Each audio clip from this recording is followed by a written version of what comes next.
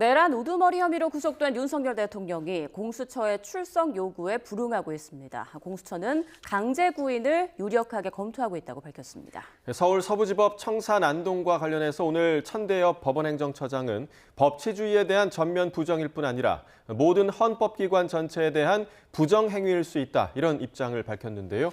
오늘은 이현환 아주대 법학전문대학원 교수, 임주혜 변호사 두 분과 함께하겠습니다. 어서 오십시오. 네, 안녕하십니까? 네. 지난 주말 사이에도 나라가 정말 시끄러웠는데 일단 윤 대통령 어제 새벽에 이제 구속이 됐습니다. 비상계엄 사태 발생 47일 만에 구속이 된 거죠. 참 기나긴 시간이었습니다. 예. 12.3 사태가 있고 그다음 15일까지 47일까지 만인데 그나마 철저히 법의 이름으로 이와 같은 사태에 관한 해결이 이어지고 있다는 점이 우리 사회의 수준을 또 한번 보여주는 그런 것이었다고 보겠습니다. 예. 네, 방금 들어온 속보가 있어서 전해드리고 계속 이야기 나눠보겠습니다. 윤 대통령 측 변호인단이 밝힌 내용인 것 같은데요. 접견 제한은 수사 목적이 아닌 분풀이다라는 입장을 전한 것으로 전해졌습니다. 네, 앞서 공수처는 윤 대통령에 대해서 변호인 이외의 사람들에 대한 접견을 제한하는 그런 결정서를 발송한 바 있는데, 이에 대해서 윤 대통령 측이 공수처가 인권 침해적인 이 접견 제한 조치를 철회해야 한다라고 입장을 밝혔다는 소식 방금 들어왔습니다. 자, 윤 대통령에 대해서 발부된 그 구속영장에 사유가 굉장히 좀 짧게 적혀 있더라고요. 그러니까 피의자가 증거를 인멸할 염려가 있음. 요 정도로 지금 적혀 있는데 이 부분에 대해서도 여러 가지 좀 의견이 좀 많더라고요. 그렇습니다. 이제 구속영장이었습니다. 지금 받고 있는 혐의는 내란죄의 우두머리 혐의를 받고 있습니다. 이 내란죄로서 지금 구속 사유가 발생했느냐, 이 부분을 보자면 가장 중요한 지점이요. 범죄 혐의점이 어느 정도 소명이 되었는가. 하지만 이 부분 같은 경우에는 이미 김용현 전 국방부 장관이 같은 혐의로서 구속 상태에서 기소가 되었고 다른 관련자들에 대해서 지금 수사가 진행되고 있기 때문에 일단 범죄 혐의점에 대한 입증 부분이 어느 정도 이루어졌다고 판단을 한 것 같고요. 그 다음에 구속 사유가 발생했느냐, 이 부분은 증거인멸의 우려와 도주의 우려가 있는가가 쟁점으로 꼽히게 됩니다. 현재 대통령이라는 그 신분을 고려할 때 도주의 우려가 없다고 볼 여지도 있다는 지적도 있었는데 일단 재판부에서는 증거인멸의 우려가 있다는 점을 높이 본 것 같습니다. 이 증거인멸의 우려가 있다, 이 부분을 판단 근거로 삼은 것은 결국 체포영장이 집행되었음에도 불구하고 수사기관의 수사에 계속해서 비협조적인 태도를 보인 점, 그리고 이 체포영장이 발부되기 전까지 자진해서 소환을 통해서 조사를 받을 기회도 있었는데 그런 부분의 기회도 이제 놓쳐버린 점, 이런 점들이 좀 종합적으로 고려가 되었을 것이라는 판단이 되고요. 뿐만 아니라 지금 밝혀진 바와 같이 뭐 휴대폰을 교체한 그런 측면이라던가 아니면 구체적인 진술을 하고 있지 않고 관련자들은 오히려 윤석열 대통령이 구체적인 어떤 지시가 있었다는 점들을 진술하고 있던 점들이 지금 증거인멸의 우려가 높다, 이런 판단을 내린 근거로서 작용한 것이라 봅니다. 네, 들으신 것처럼 서울 서부지법에서 구속영장을 발부한 사유는 증거인멸 우려였습니다. 이와 관련해서 정치권에서 여러 목소리가 나오고 있는데요. 들어보시죠. 구속 사유가 단 15자에 불과했다. 증거인멸의 우려가 있다. 이제 이렇게 얘기를 하면서 과연 이게 전직 대통령을 구속시키는 구속영장을 발부하면서 어떤 사유도 설명하지 않고 단지 증거인멸의 우려가 있다. 라는 것만으로 국민들이 납득하겠는가라는 아쉬움은 있습니다.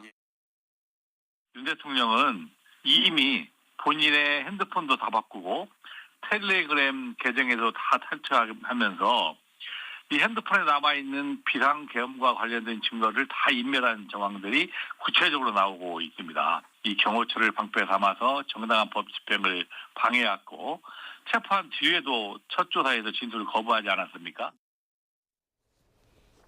네, 여야 목소리 들어보셨는데 교수님 좀 어떻게 들으셨습니까? 12.3 사태, 특히 형사법적으로 내란 여부에 관한 그 사건 조사, 그 과정에서 아마 상당한 정도의 증거가 있을 것으로 보이는데 그 혐의를 받고 있는 당사자 입장에서는 어떻게든지 간에 그 증거를 이제 인멸하려고 하는 의도를 가질 수 있으리라는 것은 우리가 충분히 예상할 수가 있을 것이고, 그런 점에서 보면 또 지금까지의 뭐 텔레그램을 뭐 바꾼다든지 핸드폰을 바꾼다든지 하는 등등에 있어서는 관련된 증거들을 없애려고 하는 일련의 행위인 것으로 법원이 그렇게 판단한 것으로 보이고, 따라서 그 이외에도 아마도 증거인멸이라고 하는 것은 당사자들, 혐의를 받고 있는 당사자들 사이에서의 의견을 서로 조율하는 것도 자칫하면 증거인멸로 될 수 있는 사안이기 때문에 예. 그런 점 때문에 아마도 구속영장을 발부한 것이 아니냐 이렇게 볼 수 있겠습니다. 네. 자, 지금 국회에서는 긴급 현안 질의가 진행되고 있는데요. 현장으로 한번 가보겠습니다.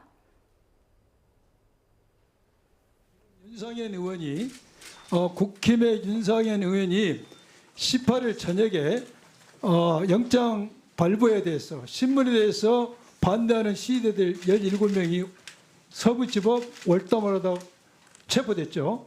거기에 대해서 거기에 모인 시위대들이 한 이야기입니다. 내가 경찰 관계자에게 이야기해서 훈방 조치하기로 했다. 그리고 여기에 모인 외국 시민들에게 감사드린다는 이야기를 했어요. 제가 질문하겠습니다. 차장님, 경찰서에서 경찰이 윤상현 의원에게 이런 중대한 범죄를 저지르는 자들을 훈방했다고 약속한 사실이 있습니까? 그런 사실이 없는 걸로 알고 있습니다. 예. 만약 이걸 훈방한다면은 제2의 내란의 행동 범죄를 훈방할 수도 없는 것이죠. 만약 그런 사실 확실히 없어요? 현재까지는 제가 그런 사실이 있다는 걸 보고받지 못했습니다. 만약 이런 사실이 없다면은 윤상현 의원은 시위대들에게 거짓말을 함으로써 시위대들로 하여금 폭동 행위로 나가도록 괜찮다는 안도감을 갖게 하고, 이러한 안도감이 결국 19일 새벽에 있는 큰 습격을 하는데 동력이 됐다고 생각합니다. 윤상현은 이러한 거짓말을 한 것에 대해서 법적, 정치적 책임을 져야 한다고 생각됩니다. 다음 영상 한번 보겠습니다. 윤석열 대통령이 힘을 얻으려고 우리는 바로 공덕동으로 이동을 하려고 합니다. 국민 저항권이 이게 이제 시작이 됐기 때문에 윤석열 대통령도요, 구치소에서 우리가 데리고 나올 수도 있어요. 방금 정광훈 씨의 이렇게 연설하는 내용입니다. 이거 외에도 정광훈 목사는 사랑의 제1교회에서 예배를 통해서 또 여러 유튜브를 통해서 이러한 국민에게 저항권이 인정이 되기 때문에 구치소에서 강제로 윤석열 씨를 데리고 나와야 된다, 나올 수 있다. 또 이 나라를 망했다, 고쳐 쓸 수도 없다, 이런 발언을 했습니다.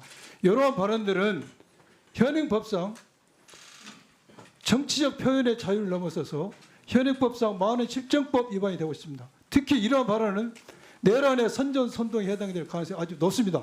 또한 오늘인가 일부 시민단체에서 정광훈 씨를 내란 선전 선동 혐의로 고발을 한 거 알고 있습니다.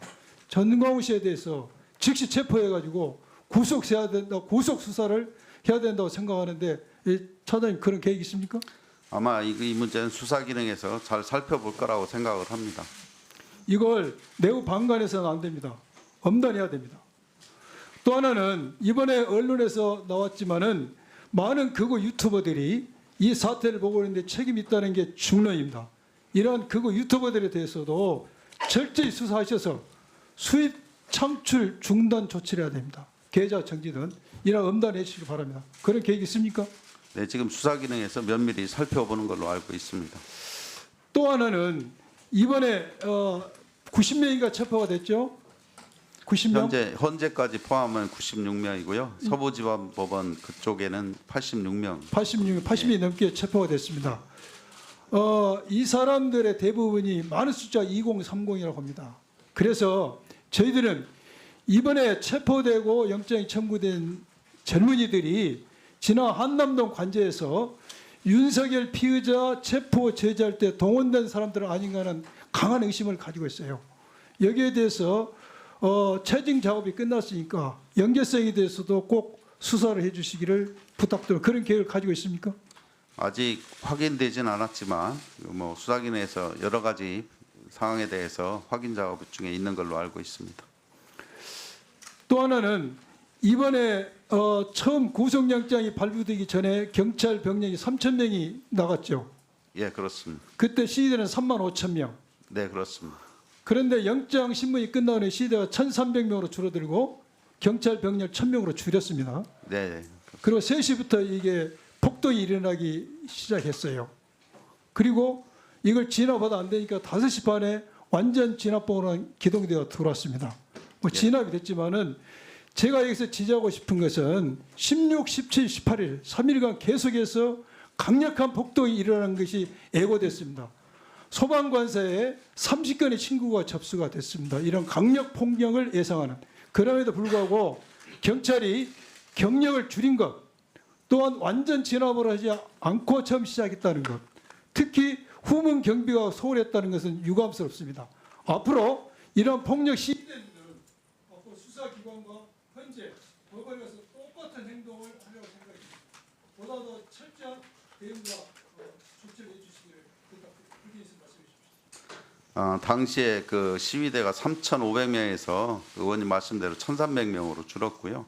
저희들도 3,000명에서 900여 명으로 줄였는데 시위대는 한 95%가 감소됐고 저희들은 한 30% 정도 그런 상황을 대비해서 유지하고 있었다고 생각을 합니다.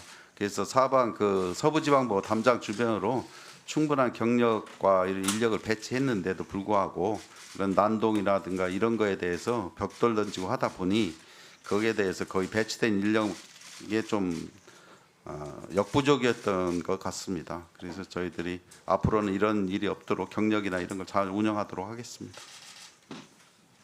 네, 수고하셨습니다. 다음은 김정양 의원님 질의해 주시기 바랍니다. 예, 안녕하십니까. 우리 청통리시 의정구를 지역구로 하고 있는 김종양 의원입니다. 먼저 어제 새벽에 있었던 서울 서부지방법원 폭력 사태에 대해서는 정말 안타깝게 생각하고 또 이번 사태에서 많이 부상당한 경찰관들 또 시민들의 쾌유를 먼저 기원드립니다. 저는 어떠한 경우에도 개인이나 집단적 의사 표시나 또는 불만 표출을 하는 방법에 있어서는 불법, 폭력적이어서는 안 된다, 평화적이어야 한다 하는 그런 생각을 갖고 있고 그리고 또 이런 불법 폭력 행위에 대한 수사도 형평성 있게 공정하고 엄정하게 다루어져야 한다는 점을 다시 한번 더 강조하면서 질문을 하도록 하겠습니다. 우리 이호영 경찰청장 직무대행께 질문을 하겠습니다. 먼저 이번 사태가 그야말로 전 세계에서 치안 선진국이라고 평가받고 있는 대한민국에서 시위대가 법원 건물 내에까지 들어가 가지고 폭력 행위를 하게 된 이런 이 지경까지 오게 된 그 원인은 우리 대행님 뭐라고 생각을 하십니까? 지금 뭐 급작스럽게 영장이 발부되면서 난동과 폭력 시위 때문에 법원이 뭐 그런 상황 사태를 맞게 된 것 같습니다. 뭐 저는 이번 그런 뭐 구속영장 발부가 된 어떤 사안도 문제겠지만은 저는 근본적으로 우리 사회에서 법무시, 공권력 경시하는 이런 풍조가 만연돼 있다고 보기 때문이라고 생각을 합니다. 우리 대행님 하인리의 법칙 한번 들어보셨죠? 예, 들어봤습니다. 그죠? 그게 뭡니까? 아주 큰 상황이 발생하기 전까지는 그런 징조가 아주 많다는 거 아닙니까? 그죠? 예, 그렇습니다. 그런 징조에 대해서 적절히 잘 대응하면 그런 큰 우려되는 사태가 발생하지 않고 거기에 대해서 잘못 대응하는 것 때문에 그 사태가 아주 큰 최악의 상황이 발생한다는 그런 거잖아요. 그죠? 그래서 저는 지금 이 지경까지 오게 된 그런 징후들이 많이 있었다고 그렇게 저는 생각을 합니다. 사실 그동안 화면에 한번 올려주시죠. 사실 그동안 우리 경찰이 불법 폭력 시위에 대해서 너무 좀 미온적이었다 하는 그런 생각을 가지고 있습니다. 저런 게 바로 지금 이번 사태까지 오게 된 사전의 징조들이었다고 저는 생각을 합니다. 저런 상황에 대해서 저기에서 불법 폭력 시위를 한 그런 사람들에 대해서 엄정 처벌했습니까? 그동안에 저희들이 미온적 대처라는 말은 동의할 수 없고요. 저희들은 기본적으로 인권 안전에 중점을 두고 집회 관리를 해오고 있고 불법 폭력에는 엄정 대응 기조를 현재까지 유지하고 있습니다. 그런데 저는 저런 집회 시위와 관련해서 끝까지 불법 행위를 한 사람을 끝까지 추적해서 엄벌하겠다 하는 이야기를 들어본 적도 없고요. 저런 상황과 관련해서 저런 불법 폭력 시위, 과잉 시위를 하는데도 불구하고 한 사람 구속했다는 이야기를 들어보지도 못했습니다. 저게 하인리 법칙에 의하는 것 같으면 사전 이번 사태까지 오게 된 사전 징조들이 아니었을까 하는 그런 생각을 해보는데 우리 대행님 생각은 어떻습니까? 말씀하신 그 뭐 트랙터라든가 저런 시위, 뭐 전농청, 민노총 시위 여기에 대해서 똑같이 주관단체를 불문하고 현재까지 엄정 대처하는 기조를 유지하고 있다는 말씀을 드립니다. 법 집행에 있어서는 엄정성과 형평성이 중요합니다. 그렇죠? 지금 어제 서부지방법원 앞에 모였던 그런 군중들이 더욱더 과익해지고 이렇게 된 데는 결국 법 집행의 형평성에도 문제가 있다는 그런 생각을 했기 때문이라고 저는 생각을 합니다. 대통령의 어떤 그런 사법 처리에 대해서는 정광석가처럼 신속했잖아요. 그런데 지금 야당 대표의 어떤 그런 불법 행위에 대해서는 아주 지금 지체하면서 오히려 상대를 배려하는 것 같다는 그런 인상을 주고 있기 때문에 오히려 더 집회 참석자들이 더 과익해지지 않았나는 그런 생각을 합니다. 그렇기 때문에 앞으로 우리 경찰 법 집행에 있어서 엄정해야 되고요, 공정해야 되고요, 형평성에 맞아야 됩니다.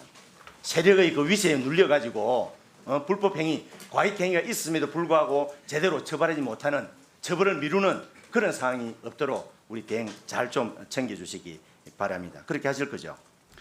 저희들은 법과 원칙에 따라 일정 공정하게 업무를 집행한다고 생각을 하고 있습니다. 그리고 또 어제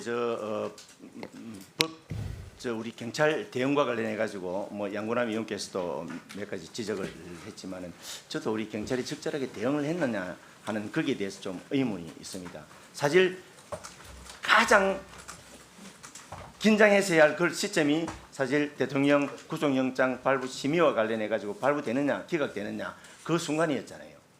그런데 그 시점에 시위대들이 줄었다 그래가지고 경력을 그전에 3,000명에서 1,000명으로 줄였잖아요. 오히려 그 시점에 집회 시위대들은 적더라도 더 경력은 많이 배치를 했어야 된다라고 저는 생각을 합니다. 그 순간이 가장 피크였잖아요. 결과에 따라서 과격행위, 과잉 행동할 그럴 가능성이 가장 높은 시점이었는데도 불구하고 경력을 갖다 뺐다는 그런 문제도 있고, 그리고 또 일부 지금 유튜브에 돌아다니는 그런 우리 경력 대응과 관련한 그 동영상 한번 띄워보시죠.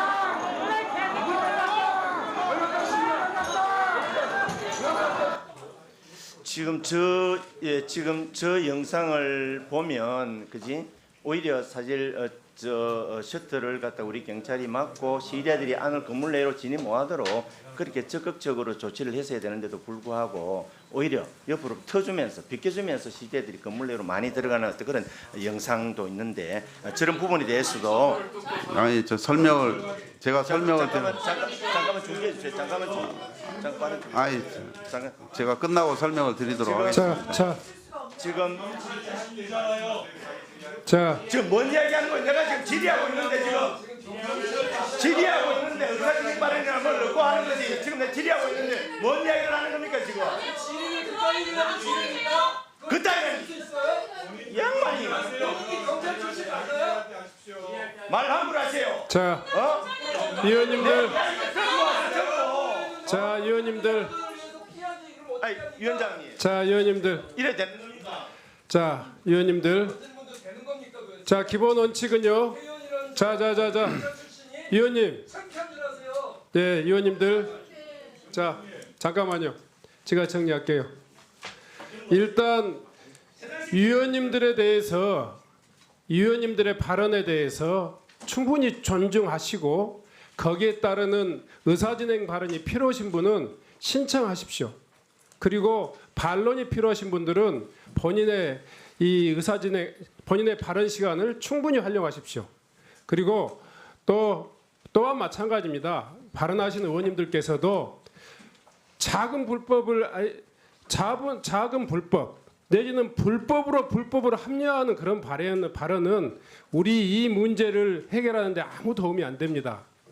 모든 분들이 다 똑같은 이 책임을 져라 이렇게 하지도 않겠습니다. 다만 이 문제의 발생 원인과 또 이것을 바라보는 시각에 대해서는 굉장히 좀 중립적이고 또 국민을 생각하시는 이런 관점에서 말씀해 주셨으면 좋겠어요. 불법이 있었기 때문에 불법이 괜찮다라든가 이 불법이 있었기 때문에 저 불법이 발생했다라든가 이런 식의 논리는 현상을 왜곡하거나 또 호도하는 그럴 가능성이 있습니다. 좀 주의해서 발언해 주셨으면 좋겠고요. 철저히 의원님들의 발언을 존중해 주시면서 듣고 반박해 주실 것을 부탁드립니다. 김종장 의원님, 예. 저 남은 발언하기 전에 제 의사진행 발언 방금 아니 그냥 발언하세요. 문제와 관련해 가지고 네. 그렇게 위원장님도 지적하시고 그렇게 하셨는데 전혀 어떤 저희 의도와 관계없는 불법이니 뭐 그러면서 저를 갖다 저희 문제 제기에 대해서 문제가 있는 것으로 그렇게 이야기하고 그리고 지금 불법에 대해서 우리 이야기하잖아요. 룰을 어긴 데 대해서 우리가 이야기를 하잖아요. 자, 그런 문제를 김종장 지적하고 의원님. 있는데 지금 국회에서도 이렇게 룰을 어기고 하는 부분에 대해서 위원장이 제가 이 정도는 사회자로서 위원장으로서 의사진행을 할 수 있다고 생각합니다. 제가요 이 자리에서 봤을 때 국민의 시각에서 봤을 때 위원님들 개개인의 발언이 다 객관적이고 타당할 수는 없습니다. 그렇지만 팩트를 왜곡하는 발언들을 이를테면 지금 이 큰 폭력 사태가 났는데 이 폭력 사태의 깊이 그 원인이 무엇인가를 따져보는 이 자리가 마치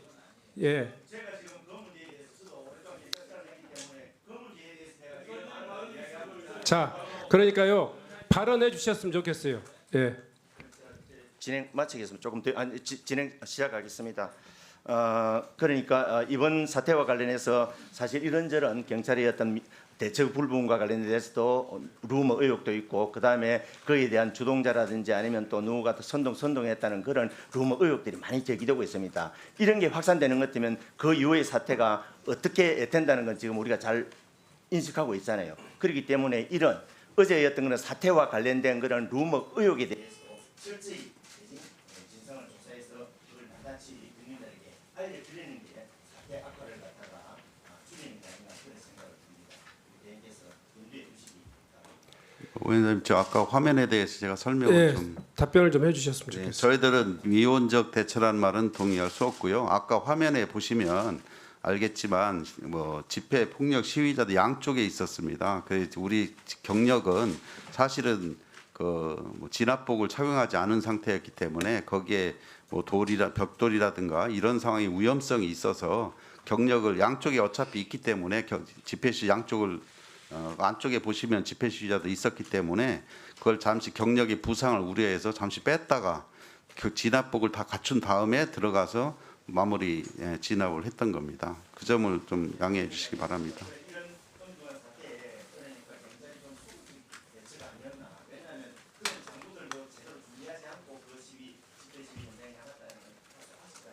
저도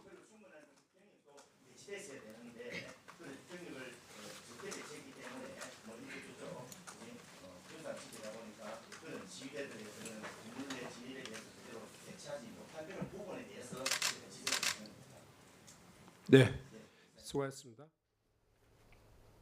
네, 국회 상황 보셨습니다. 어제 발생한 서부지법 폭력 사태와 관련해 국회 행안위 현안 질의가 진행이 됐는데요. 일부를 좀 들어봤습니다. 자, 일단 민주당 양부남 의원이 그 경찰에 체포된 시위대에 곧 훈방될 것이다라고 발언한 국민의힘 윤상현 의원과 관련해 질문을 했는데요. 이호영 경찰청장 직무대행은 경찰이 훈방 약속을 한 사실이 없는 것으로 알고 있다라고 말을 했습니다.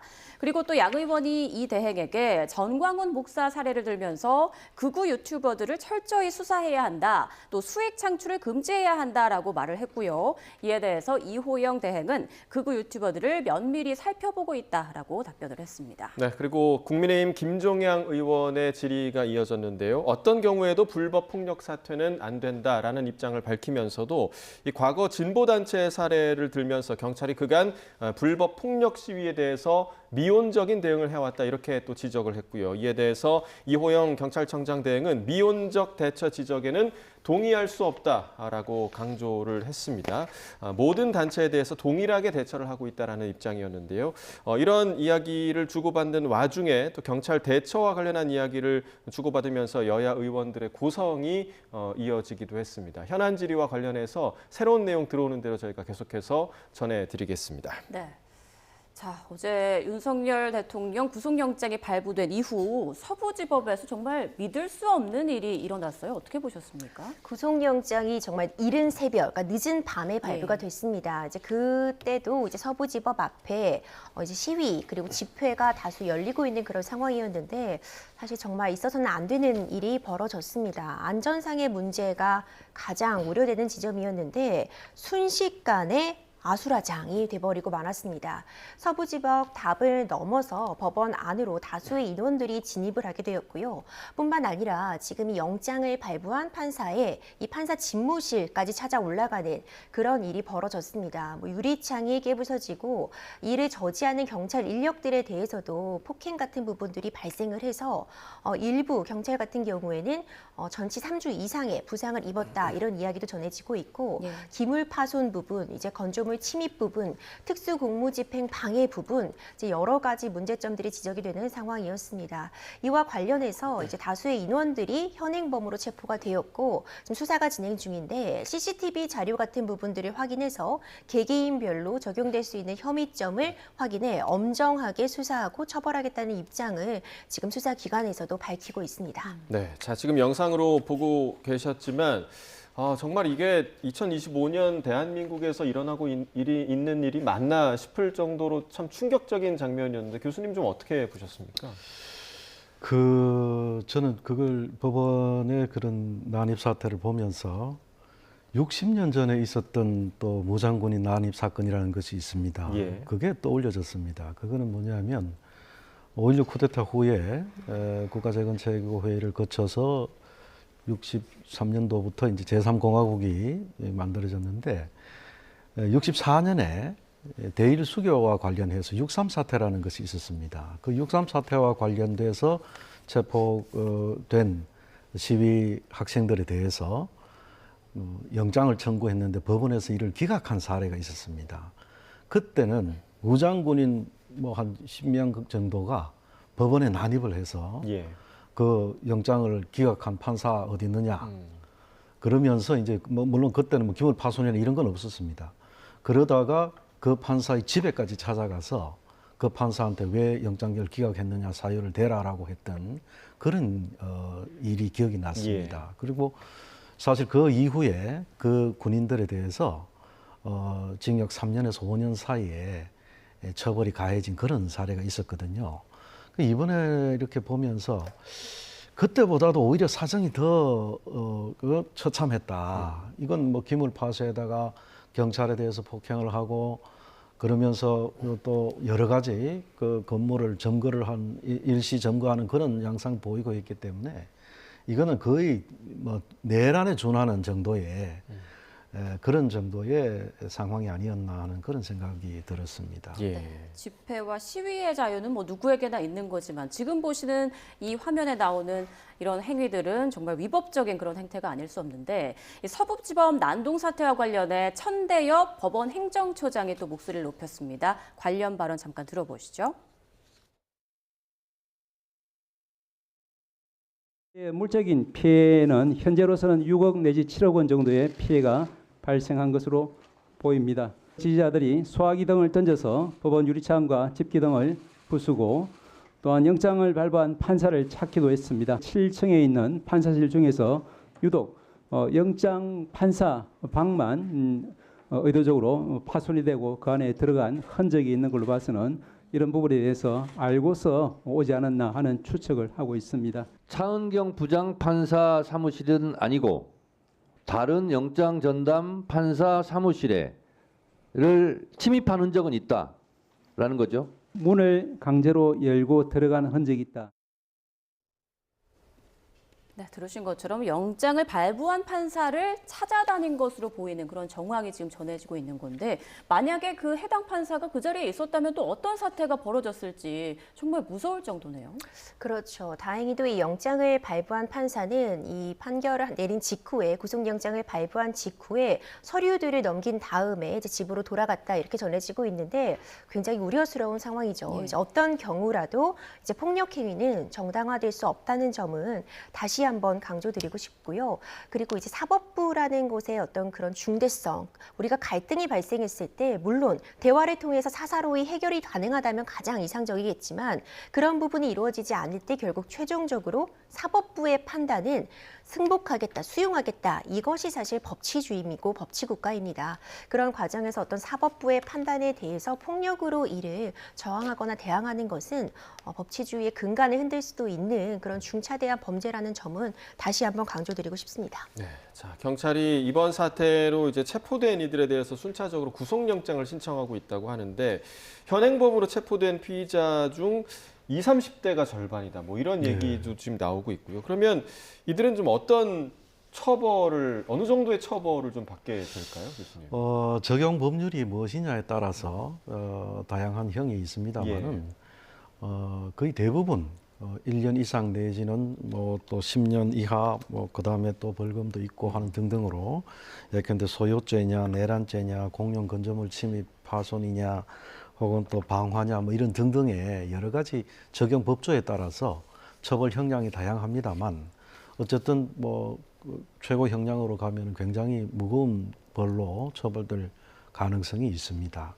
분명히 처벌을 예상하고, 그러니까 감수하고 이런 행위를 하지 않았을까라는 생각도 들거든요. 어떤 의도였을까요? 원래 뭐 역사적으로 봤을 때 내란이라고 하는 것이 일어났을 때는 내란을 일으킨 자들은 자신들이 정당하다고 생각하면서 내란을 일으키게 마련입니다. 예.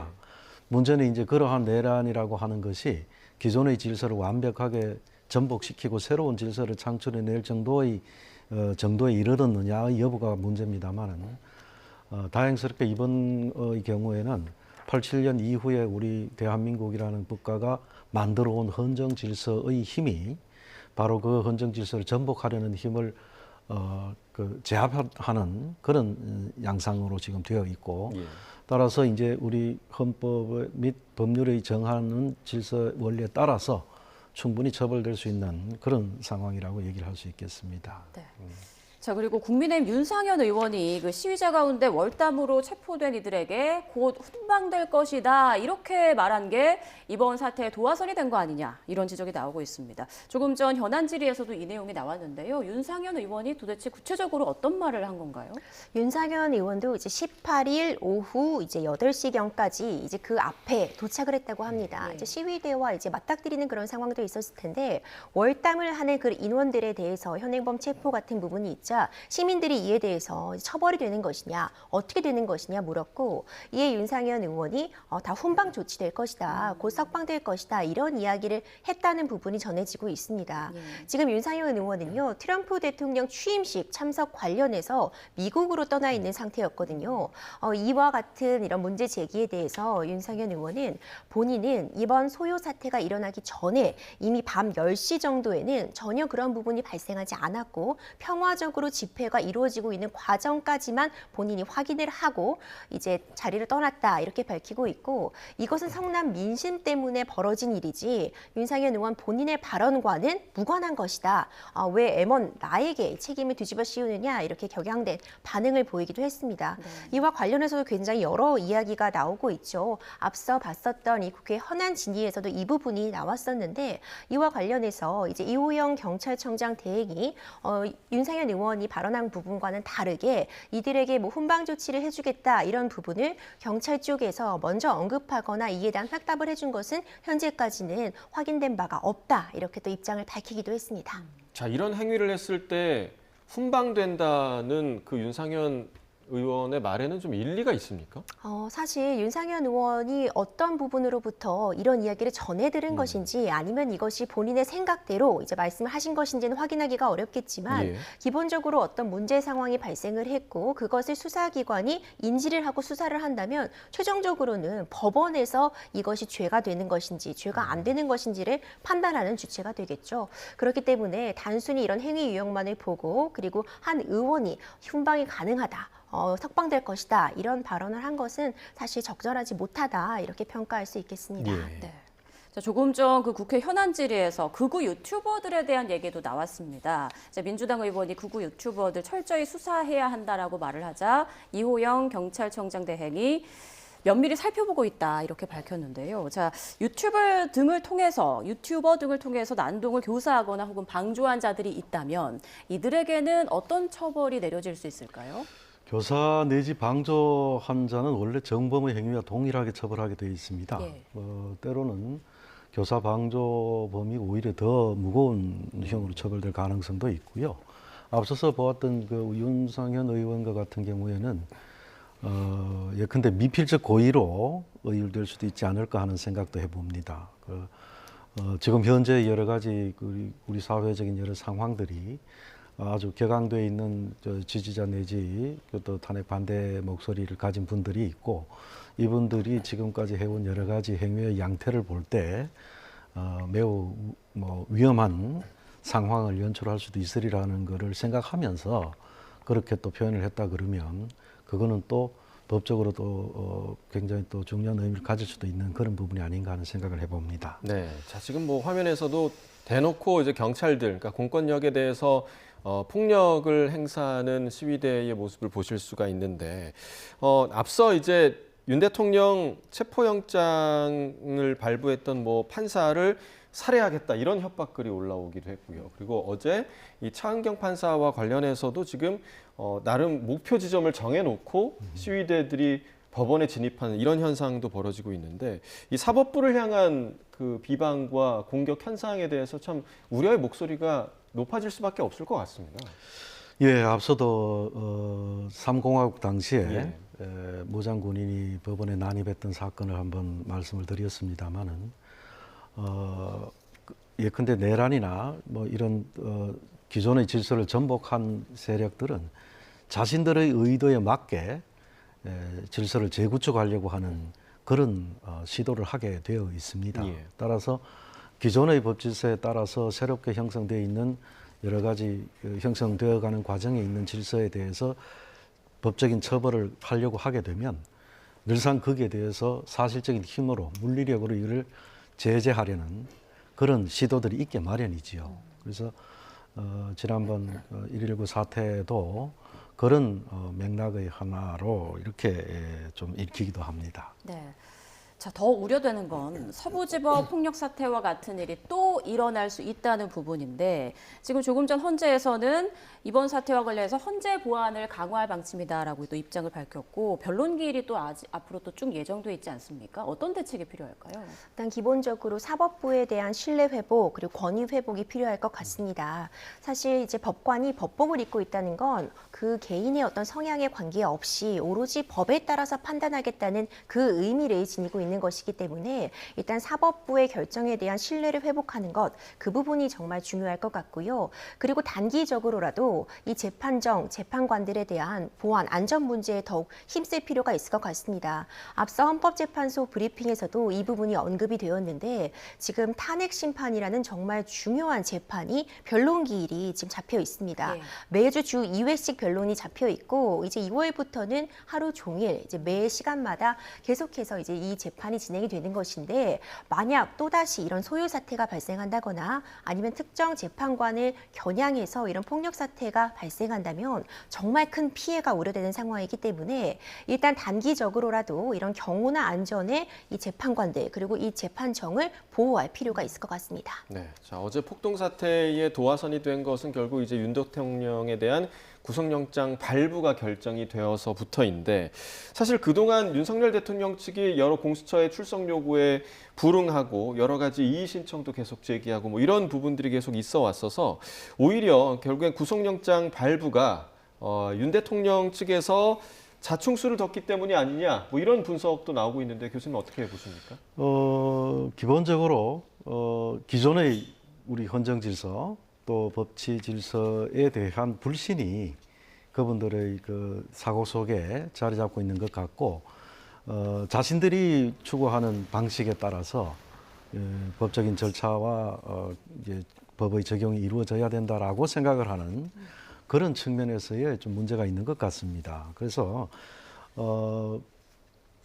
그동안에 수차례 기존의 그 법 규정에 따르는 어떤 절차를 제시했음에도 불구하고 거기에 불복했던 것, 그러한 것들이 오히려 또 더 많은 구속의 필요성을 강화시켜주는 요인이 됐던 게 아닌가, 그런 생각을 해봅니다. 네. 자, 그리고 그 영장 심사 당시 판사가 윤 대통령에게 이런 질문을 했다고 하죠. 비상 입법 기구가 구체적으로 무엇인지, 또 계엄 선포 이후에 비상 입법 기구를 창설할 의도가 있었느냐라고 물었더니 윤 대통령이 김용현 전 장관이 쓴 건지 내가 쓴 건지 헷갈린다, 이렇게 답변했다고 하는데 이걸 좀 어떻게 봐야 될까요? 그러니까 그 내용을 보자면 최상목 권한대행에게 당시에 이 비상계엄 선포와 관련된 지시를 하면서 비상 입법 기구 그리고 이에 사용될 그런 재정 마련을 지시했다, 이런 진술들이 나오고 있습니다. 이와 관련해서 구체적으로 어떤 메모가 담겨 있었다, 이런 진술들이 나오고 있는데 이와 관련해서 이제 구속영장 실질심사에서 판사가 이 부분을 윤석열 대통령에게 직접 질문을 했다, 이 이야기가 전해지고 있습니다. 이 메모를 직접 작성한 것인가, 이런 질문에 대해서 윤석열 대통령 측이 답변을 하기로 이것을 김용현 전 국방부 장관이 작성한 것인지 아니면 본인이 작성한 것인지 잘 기억이 나지 않는다는 취지로 답변을 했다고 전해지고 있는데, 아마도 재판부에서도 이 비상계엄과 관련된 입법 기구를 만들려고 했는지, 그와 관련해서 구체적으로 어떤 예산 같은 부분까지 편성하려고 했는지, 이런 부분들이 굉장히 이번 사태를 보는데 중요한 쟁점으로 판단하고 있었다, 이렇게 평가할 수 있을 것 같고, 만약 그런 부분들이 실체적 진실로 확인이 된다면 지금 윤석열 대통령 측에서 주장하고 있는 것처럼 비상계엄이라는 것이 정말 단기간 일시적으로 지금 이 국가의 위기 상황을 알리기 위한 그런 목적으로 행해진 것이지, 실질적으로 이와 같은 뭐 국회에 대한 해산이라던가 아니면 국민들의 기본권을 제한하기 위한 그런 조치들을 취하려던 것은 아니라는 그 주장에 굉장히 큰 타격을 줄 수도 있는 부분이기 때문에 재판부에서 이 부분을 직접 물었다는 생각이 들고요. 그것은 증거인멸의 우려와 이제 맞물려서 구속영장 발부 필요성에서도 중요한 역할을 할 수 있는 그런 질문이었는데, 일단 윤석열 대통령 측에서는 이 부분에 대해서 정확히 기억이 나지 않는다는 취지의 답변을 한 것으로 전해지고 있습니다. 자, 이게 유일한 질문이었다고 하더라고요. 판사가 던진. 이게 왜 중요할까요, 교수님? 네, 우리 저 변호사님 말씀을 조금 덧붙인다면은 과거에 61년에 5.16 쿠데타가 있었고, 그 다음에 이제 81년에 5.17 쿠데타가 또 있었는데, 이때 당시에 그 박정희 소장이 그 쿠데타 후에 만든 기관이 국가재건최고회의라고 하는 것이고, 전두환 전 대통령이 만든 것이 국가보위입법회의라고 하는 겁니다. 그래서 비상입법기구라고 하는 것, 당시에 국가재건최고회의나 국가보위입법회의라고 하는 것이 했던 기능이 뭐냐면, 기존의 헌법 및 법률들을 상당수 배척하고 새롭게 헌법과 법률을 제정하는 그런 기구들이었습니다. 바로 그 점 때문에 바로 이것이 그 내란이라고 하는 것을 입증하는 중요한 도구가, 수단이 될 수가 있기 때문에, 그런 점에서 아마 재판부에서 그 질문을 던진 게 아닌가 하는 생각을 해봅니다. 네. 자, 어제 새벽이었죠. 법원의 구속영장 발부 이후에 서울구치소 미결수 수용동에 수감된 윤석열 대통령이, 공수처가 윤 대통령에 대해서 변호인을 제외한 사람과의 접견을 금지한다라는 내용의 결정서를 구치소에 송부하면서 윤 대통령이 김건희 여사도 만나지 못하는 상황이 됐다라는 보도가 잇따랐습니다. 자, 구속된 피의자의 기본적인 인권과 또 방어권을 보장하기 위해 형사 형사소송법에는 이처럼 접견 교통권 34조에 명시돼 있는데요. 다만 법원이나 수사기관의 결정이 있다면 비변호인과의 접견 교통을 제한할 수 있다라는 조항 또한 91조에 존재합니다. 공수처는 이 같은 결정에 대해서 증거인멸의 우려가 있기 때문이다라고 밝혔는데요. 이와 같은 접견 조치, 접견 금지 조치 기소 전까지 적용이 됩니다. 자, 앞서 내란 혐의로 구속된 김용현 전 국방장관에 대해서는 검찰이 일반인 접견 금지와 함께 또 편지에 대한 수신 발신 금지 조치까지 했었죠. 이러한 처분에 대해서 김 전 장관 측은 법원에 접견 금지 취소를 요청하는 준항고를 제기를 했었는데요. 하지만 이에 대해서 서울중앙지방법원은 기각 결정을 내린 바 있습니다. 자, 공수처의 수사를 거부하면서 모든 이의 절차를 동원하고 있는 윤석열 대통령 측이 공수처의 접견 금지 조치에도 이의를 제기할지, 또 만약 그렇다면 김 전 장관에는 기각 결정을 내린 법원이 이를 받아들일지에도 관심이 모아지고 있습니다. 네, 들으신 것처럼 앞서 윤 대통령은 이 변호인 외 사람과 접견이 금지되는 게 이제 결정이 됐고요. 이에 관련해서 윤 대통령 측에서는 오늘 이런 입장을 밝혔죠. 접견 제한은 수사 목적이 아닌 분풀이다. 그러면서 인권 침해적인 접견 제한을 철회해야 한다 이렇게 주장했는데 이게 헌정사상 처음으로 현직 대통령에 대한 구속이 이루어지다 보니까 조금 전 전해드린 것처럼 이 접견을 비롯해서 경호는 어떻게 이루어지는지 많이들 궁금해하는데 어떻게 되는 겁니까? 그렇죠. 말씀 주신 것처럼 정말 초유의 사태죠. 현직 대통령이 어쨌든 탄핵 심판이 진행 중이어서 직무는 정지되어 있다고 해도 현직 대통령의 신분을 유지하고 있는 상황에서 구속이 되는 초유의 사태가 발생을 하다 보니까 경호 부분이나 접견 부분 사실 이전에 선례가 없는 것이 사실입니다. 그렇기 때문에 이제 그때 맞게 지금 협의를 해서 상황을 해결해 나갈 수밖에 없는데 먼저 이제 경호 같은 부분은 일단 서울구치소 내에서는 서울구치소가 갖고 있는 그 체계를 따라야 되는 그런 측면이 있기 때문에 적어도 그 외곽에 대해서는 지금처럼 체포가 진행될 때처럼 경호처에서 이 부분을 관리할 수 있겠지만 구치소 내부에까지는 사실 이 경호처의 어떤 경호 업무가 미치기는 사실상 어려운 측면 그리고 다른 수용자와의 형평성 문제 이런 부분들이 문제가 될 수 있을 것 같고요. 다만 현직 대통령의 지위를 감안하여 적절한 예우가 필요한 것은 저도 당연히 진행이 돼야 된다고 봅니다. 그리고 지금 문제되고 있는 것이 이 접견 제한 부분입니다. 이 형사소송법에 따르면은 증거를 인멸할 우려가 있을 때 변호인에 대한 접견만을 허용하고 그 외의 인원에 대해서는 접견을 허용하지 않을 수도 있는 것으로 규정이 되어 있고 이 접견뿐만 아니라 뭐 편지의 그런 수신 발신 같은 부분도 제한을 할 수 있는 것으로 규정을 두고 있는데 경우에 따라서는 이제 중대한 사건일 때 그리고 이제 혐의의 중대성이라던가 증거인멸의 우려가 있을 때 이 조항을 사용해서 실제로 이 변호인 외의 접견을 금지하는 경우가 있을 수는 있습니다. 근데 이번 사안으로 돌아와 보자면 결국 구속영장이 발부된 그 사유에도 증거인멸의 우려가 있다. 이 점을 좀 중요시했던 것 같고 이번 이 공수처의 결정 역시도 지금 윤석열 대통령이 다른 사람과 접견을 함으로써 혹시 그 사람에게 어떤 증거인멸의 지시를 할 수 있는 그런 가능성 이런 부분들을 굉장히 폭넓게 생각을 해서 이런 조치를 취했다고 보는데 지금 윤석열 대통령 측의 변호인단에서는 이 부분과 관련해서도 즉각적으로 반발을 하고 있습니다. 네. 앞서 구속영장 발부가 되었을 때 이것에 문제점을 지적하는 내용과 유사하다고 볼 수 있는데 지금 과연 이 직무가 정지된 현직 대통령에 대해서 증거인멸의 우려가 있다고 볼 수 있는가. 관련자들에 대해서 이미 다 지금 구속이 되어 있다거나 수사기관의 지금 수사에 응하고 있는 상황인데 누구에게 증거인멸을 지시할 수 있다는 것이냐. 이런 부분을 변호인단 측에서도 문제를 삼고 있거든요. 이와 마찬가지로 지금 이 변호인 외의 인원에 대한 접견을 금지하는 것은 이것은 일종의 보복 감정이다. 윤석열 대통령에게만 너무 가혹한 기준을 적용하고 있다. 또 이런 반박하는 입장을 내기도 했는데 이에 대해서도 사실 윤석열 대통령이 이 단계마다 취할 수 있는 법적으로 행할 수 있는 모든 이의 제기 절차들을 거치고 있거든요. 체포영장 발부 시에 이제 이의 신청도 그랬고 체포적부심 이런 부분들을 다 밟고 있기 때문에 아마도 이 부분에 대해서도 한번 문제를 다시 제기하지 않을까 생각이 듭니다. 네, 자 들으신 것처럼 공수처의 강력한 이런 제재 조치에 대통령 측에서는 강력하게 지금 반발하고 있는 상황이고 또 공수처가 이제 대통령에게 오늘 오전 10시에 출석해라 이렇게 통보를 했는데 대통령 측이 또 불응을 했습니다.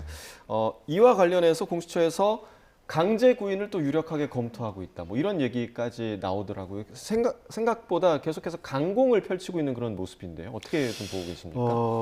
강공이라고 표현하기보다는 공수처가 할 수 있는 수사의 길이 얼마 남지 않은 상황입니다. 곧바로 이제 검찰에다가 지금 10일, 10일씩 잠정 합의를 했다라는 얘기도 제가 봤습니다만은 공수처 입장에서는 가능한 한 수사를 철저하게 한 다음에 그것을 검찰에 이첩을 할 그런 생각으로 있을 것이고 따라서 가능한 한 수사를 가능하도록 하는 방법이 무엇인지에 대해서 아마 고민이 많을 것으로 생각이 됩니다. 뭐 강제 인치를 할 것인지 하는 현장 조사를 할 것인지 등등으로 아마도 뭐 고민을 많이 하실 것으로 보이는데 어쨌든 공수처 입장에서는 날짜가 제한돼 있다라는 점이 행동에 있어서의 상당히 그 결정의 요인이 될 수 있을 것으로 보입니다. 네, 자, 그럼 윤 대통령의 구속 기한은 언제까지고 또 그 이후에는 어떤 절차를 거치게 되는 건가요? 그렇습니다. 지금 구속영장이 발부가 되었기 때문에 체포영장이 집행된 시점부터 해서 그때를 기산점으로 해서 20일 동안 지금 부금이 가능합니다. 원래는 이제 10일이고요. 이제 법원의 신청에 따라서 법원이 허가를 하면 한번 연장이 되어서 총 20일까지 구속이 가능하다 이렇게 볼 수 있는 상황인데 그 가운데에 지금 체포 적부심이 있었고 그리고 구속영장 실질심사 이 기간만큼은 잠시 그 기간이 멈췄다가 다시 기산하기 때문에 지금 공수처에서는 이제 우리가 계산하기로는 1차적으로 지금 종료가 되는 기간이 2월 7일이고 이제 그 이후에 이제 2월 7일이 구속 만기일로 보고 그 전에 이제 28일에 1차 기일이 완성이 되어서 그때부터 연장을 하면 2월 7일까지가 구속 기간이다 이렇게 보고 있는데 일단 검찰과 10일 정도로 나눠서 일단 공수처에서 조금 더 수사를 마무리하고 그 이후에 기소, 공소 제기를 위해서 검찰로 다시 사건을 넘기겠다 이렇게 얘기를 하고 있거든요. 근데 앞서 교수님께서도 말씀 주신 것처럼 지금 제대로 수사가 진행이 되지 못하고 있습니다. 윤석열 대통령이 지금 조사를 받고 있지 이런 아는 상황, 이런 부분을 고려할 때 공수처에서 뭐 200쪽이 넘는 질문지를 만들어 두었다. 하지만 첫날 있었던 조사에서도 대부분 진술 거부권을 행사했기 때문에 유의미한 조사 결과를 얻었다고 보기는 어려울 것 같거든요. 그럼에도 불구하고 이미 준비된 자료들, 관련자들에 대한 그런 수사 결과만으로 일단 구속영장 청구는 가능했지만 현 상황에서 뭐 강제 인치라던가 아니면 방문 조사 이런 부분들을 통해서 적어도 공수처는 모든 질문들을 묵비권을 행사할지라도 소화를 하고 넘어가려고 할지 아니면 이 선에서 어느 정도 마무리하고 이제 다시 공을 검찰로 넘겨서 기소를 할 수 있음에 좀 중점을 둘지 이 부분을 좀 지켜볼 필요성이 있을 것 같습니다. 네, 자 이제 헌법재판소 이제 탄핵 심판 관련된 이야기도 좀 나눠볼 텐데 3차 변론기를 앞두고 있는 가운데 저희가 조금 전에 이제 브리핑에서 보셨다시피 헌재에서도 서부지법의 난동 사태를 보고 보안 경비를 강화할 예정이다 이런 브리핑 내용을 함께 들으셨습니다. 그러니까 지난주 16일에 열렸던 2차 변론기를 다시 좀 되짚어 보면 윤 대통령 측의 배진환 변호사가 이 자리에서 부정선거론을 거듭 주장하기도 했는데요. 이 내용 듣고 이야기 나눠보겠습니다. 저희는 이 불법 선거가 사실은 중국과 크게 관련이 있다고 생각합니다. 중국, 북한의 해킹이 용이하고 투개표 데이터에 대한 전반적 조작 가능성이 농후했습니다. 전산 시스템 비밀번호 12345는 조악하기도 이를 데 없지만 전국 중앙정부하고 지방정부의 연결번호입니다. 중국 등에서 이걸 풀고 들어오라고 만든 것처럼 밖에 안 보이지 않습니다.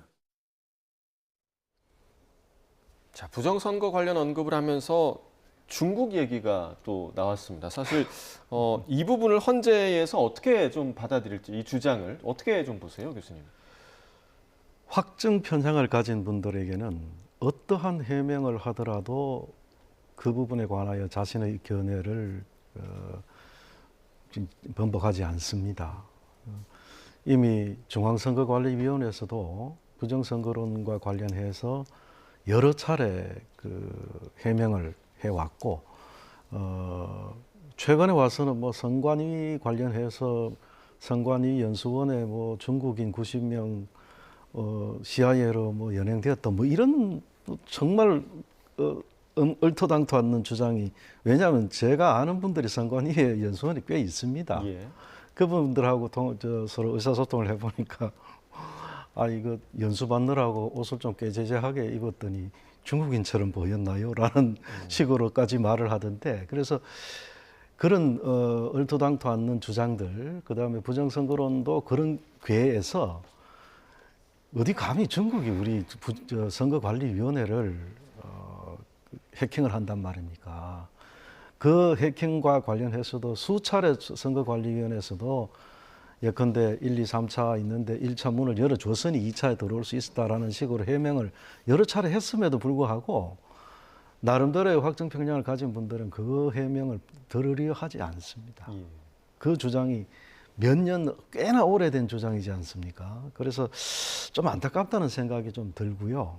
그래서 오히려 재판관 분들께서는 그 사실에 관해서 오히려 더 선명히 잘 알고 계시기 때문에 그 탄핵 재판에 있어서의 어떤 입장을 결정하는 데에 용이하지 않을까, 오히려 그런 생각도 좀 듭니다. 네. 자, 두 분 말씀은 여기까지 듣겠습니다. 지금까지 이현환 아주대 법학전문대학원 교수, 임주혜 변호사와 함께했습니다. 두 분 고맙습니다. 네.